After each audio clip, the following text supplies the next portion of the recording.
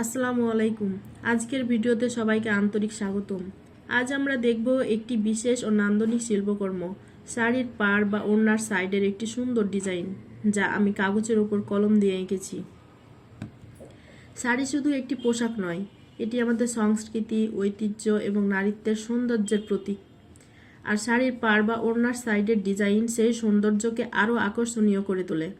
আজকের এই ভিডিওতে আমরা সেই নকশার যাত্রাটি দেখব। দেখুন, সাদা কাগজটি যেন একটি খোলা ক্যানভাস, পরিষ্কার, নির্ভেজাল আর সম্ভাবনায় ভরা। আমার হাতে থাকা কলমটি যেন একজন শিল্পীর তুলি, যা ধীরে ধীরে এই কাগজকে জীবন্ত রূপ দিবে। প্রথমে আমি কাগজের এক পাশ থেকে বরাবর একটি সরু লম্বা লাইন টেনে নিয়েছি। এটাই হবে আমাদের শাড়ির পাড় বা ওড়নার সীমানা, যেন একটি নদীর তীরের মতো মসৃণ ও সুশৃঙ্খল। এবার এই লাইনের ওপর শুরু করছি মূল নকশার কাজ। আমি ধীরে ধীরে ছোট ছোট জ্যামিতিক প্যাটার্ন আঁকছি, ত্রিভুজ, বৃত্ত আর বাঁকানো রেখার মিশ্রণ। প্রতিটি লাইন টানা হচ্ছে যত্ন নিয়ে, ধৈর্য দিয়ে আর শিল্পীর মনোযোগ দিয়ে। দেখুন কিভাবে ধীরে ধীরে একটি সুশৃঙ্খল ডিজাইন গড়ে উঠছে। মনে হচ্ছে যেন কাগজের ওপর একটি শাড়ির পাড় বাস্তবে ফুটে উঠছে। এখন আমি ডিজাইনের মাঝে ফুলের মোটিভ যোগ করছি, ছোট ছোট ফুল, পাতা আর লতার নকশা, যা আমাদের প্রকৃতির সৌন্দর্যকে প্রতিফলিত করে।